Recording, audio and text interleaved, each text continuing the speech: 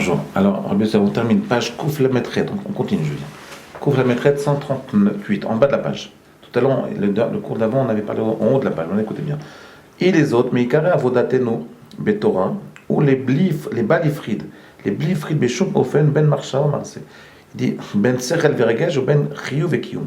Il dit comme ça. Il dit que un des aspects essentiels de la Torah, c'est de faire des actes sans séparation entre le corps et l'âme, entre l'intellect et le sensitif et le côté sensation, regesh, on entend du regesh, le sensitif, et également entre chiyuv et kiyum, c'est-à-dire l'obligation de faire des choses ou la possibilité de faire des choses. Et lui, le Mashgir, il explique comme ça, il dit comme ça, mon maître il dit comme ça.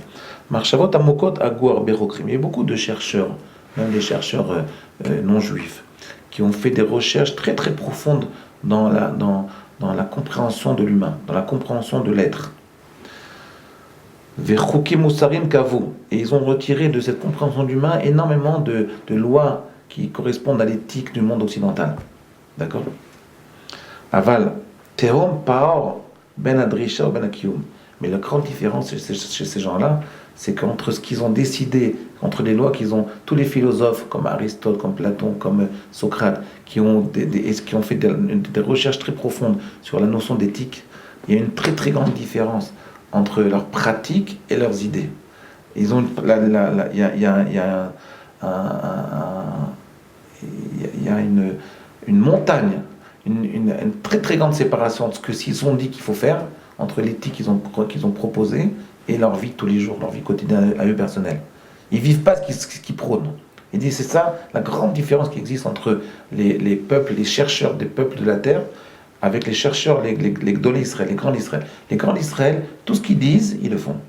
C'est la différence. C'est un grand d'Israël. C'est qu'il n'y a pas de séparation entre ce qu'ils proposent et ce qu'ils font, et ce qu'ils réalisent. Vous voyez, c'est ça qu'il dit Mashgir. Loken betorah de Gdolim betorah, vegdoléa. Quand on sont dans la Torah, elle est grande la Torah. Bakol, Piroud, Kazel et Touma Yachel.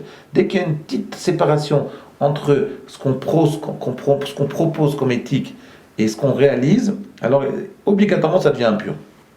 Ça annule tout le projet. Uma Meirim divrei à Rama Mipano.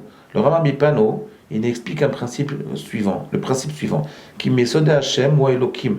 Chez Havaya, Nivla, Be'ashgacha, Yotse, Kialimud, ou Amase. Il dit que l'un des actes les plus importants de la vie religieuse, c'est l'étude de la Torah. Et il continue comme ça en disant Adam Amakbir Koar Marchavto. Un homme qui développe d'une façon hypertrophique sa pensée. Ou Maznir et Titpaalut Alev. Et le fait de s'étonner sur la vie, le fait d'avoir des sentiments par rapport aux autres.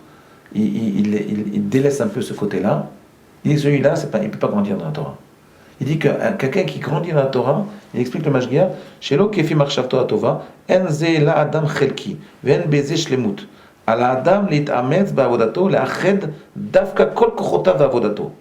Il dit que le but de l'homme, c'est de relier toutes ses forces, toutes ses qualités dans son approche d'Akadosh Baruch Hu. Aussi bien la pensée, aussi bien l'étonnement, la faculté de s'étonner, aussi bien la faculté de sentir une proximité avec son prochain, aussi bien la faculté d'étudier. Vous voyez ce que je veux dire? Ici, en fait, je veux dire qu'est-ce qu'il dit ce que je vous avais dit une fois sur la Kedusha. Vous vous rappelez? On dit c'est quoi la Kedusha? C'est Vekarazé Elze Ve'amar. Vekarazé Elze Ve'amar. Noten Reshut Zelazé Ve'amar Kadosh Kadosh Kadosh. Vekarazé Elze Ve'amar. C'est quoi la Kedusha? Kadosh Kadosh Kadosh, que ça veut dire? Comment on arrive à la Kedusha? En liant tous les ingrédients qui constituent l'humain, qui constituent l'être. C'est-à-dire, dans l'humain, il y a la pensée, il y a le corps, il y a la matérialité, il y a le sentiment, il y a l'intellect, il y a énormément de notions qui constituent l'être humain. Si vous voulez faire un acte vrai qui correspond à une réalité profonde dans l'homme, il faut arriver à être mégaïs, il faut arriver à associer tous les éléments, toutes les composantes de l'humain vers l'acte que vous faites. Si par exemple, vous voulez étudier la Torah 12 heures par jour, mais que votre corps il n'en peut plus, il ne faut pas le faire. Il ne faut pas le faire. Il faut commencer petit à petit pour permettre au corps qu'il accepte, pour demander au corps, est-ce que tu acceptes d'étudier la Torah? Est-ce que tu acceptes de faire cette mitzvah? Si le corps il refuse, alors il ne faut pas la faire. Je n'ai pas dit qu'il ne faut pas la faire du tout. Il faut la faire de façon rapide. Quelqu'un, par exemple, il étudie, il prie pendant 15 minutes le Shemona Esrei, la Hamida. Ça devient insupportable pour lui. Alors s'il continue, parce que dans son intellect, il pense que c'est comme ça qu'il faut prier, au bout d'un moment, son corps il va faire un rejet lui-même. Il va tout rejeter. Non, c'est pas comme ça que c'est pas comme ça que ça marche. Il faut qu'on décide de faire une mitzvah avec il faut que tous les éléments de notre être acceptent de faire cette mitzvah. Donc il faut apprendre, c'est ça la Kedusha, c'est ça la Shlemut, c'est ça la perfection de l'humain. C'est que j'arrive à associer tous les éléments de mon être pour réaliser une mitzvah. Pas seulement une partie de mon être qui dit, bon maintenant je vais faire cette mitzvah, l'autre partie de mon être, je laisse tomber. Parce qu'après, cette autre partie de mon être, elle va se révolter contre la première partie. Et elle va tout rejeter. Vous comprenez, Rabbi Yosef? C'est très souvent, ça arrive très souvent ça chez les gens qui font tchouva.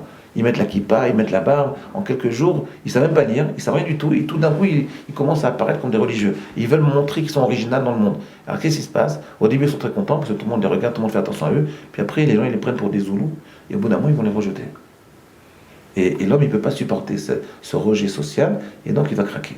Donc il faut y aller progressivement, il faut faire intelligemment. C'est ça qui veut dire mon maître. Ok? Bon, ça suffit. À la prochaine fois.